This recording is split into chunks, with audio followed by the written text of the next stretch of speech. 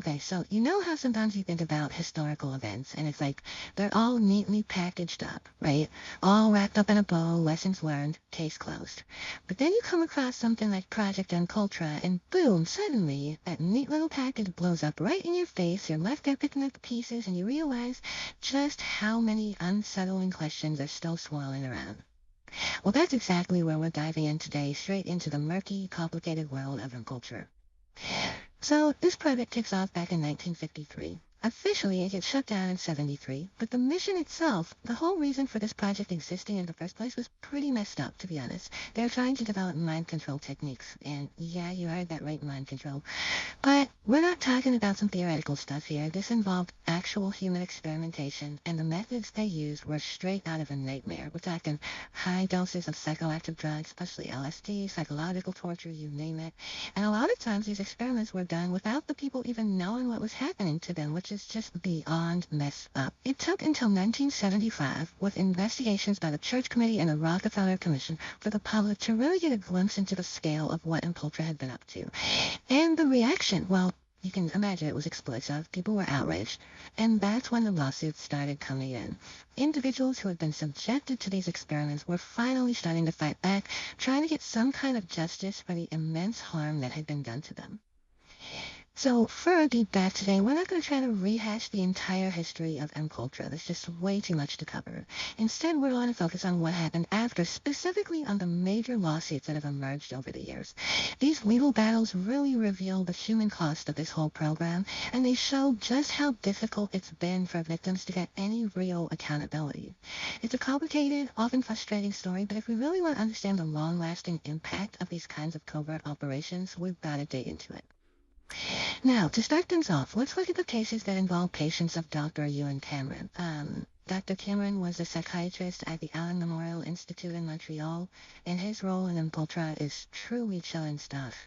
Cameron's methods, they were just brutal. We're talking massive doses of LSD, electroshock therapy pushed to the extreme, even putting people into drug-induced comas for weeks at a time. And you know what his goal was? He actually thought he could just wipe people's minds completely, what you call it, de-patterning, and then try to reprogram them with new thoughts and behaviors. De-patterning. It's insane. Can you imagine someone trying to completely erase your personality, your memories, your entire sense of self, and then try to rewrite you?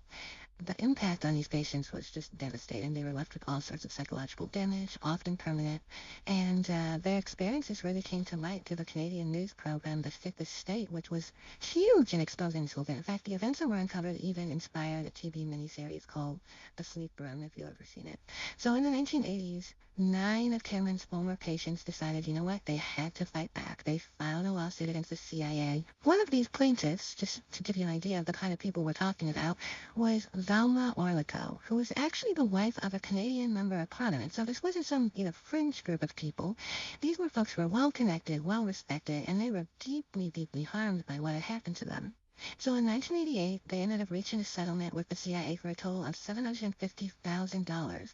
That's about $83,333 per person, which honestly, when you think about the lifelong trauma they endured, doesn't seem like nearly enough. And here's the kicker.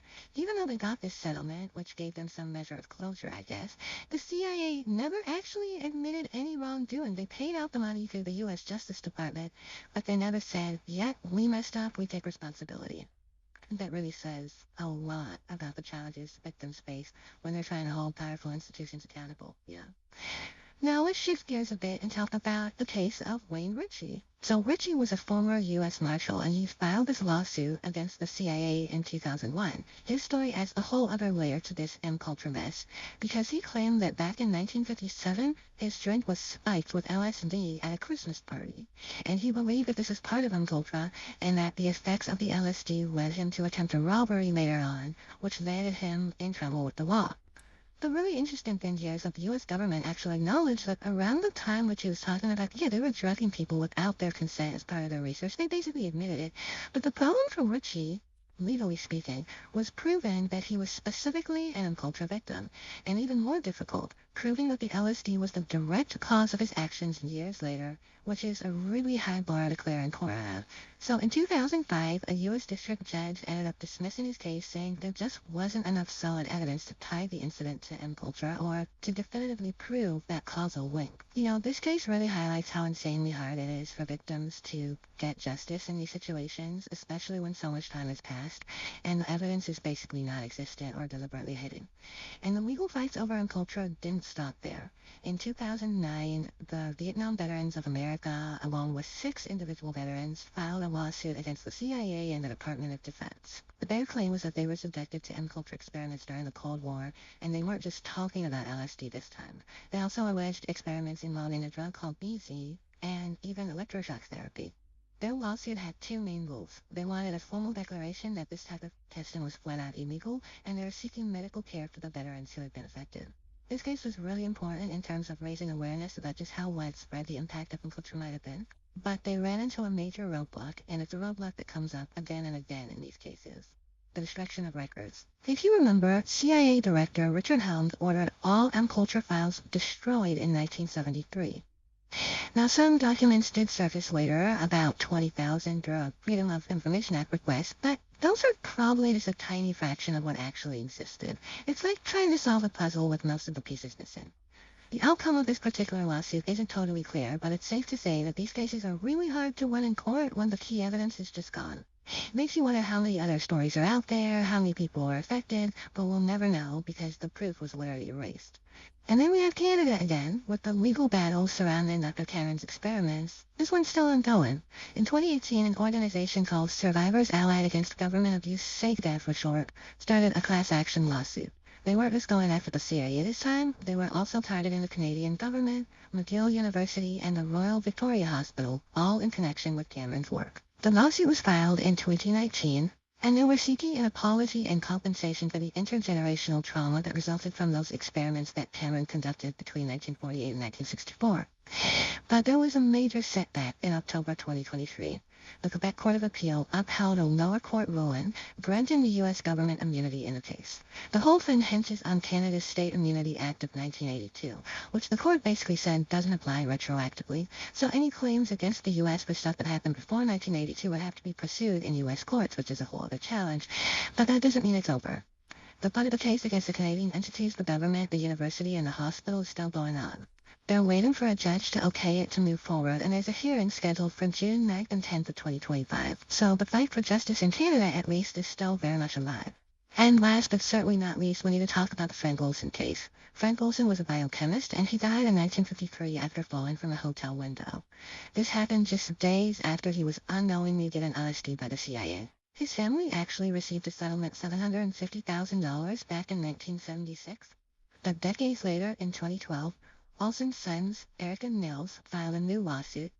They were alleging that their father's death was not a suicide, as had been claimed, but that he was actually murdered to keep them quiet. And there is some new evidence that had come out over the years that seemed to support their claims. However, in 2013, a judge dismissed their lawsuit.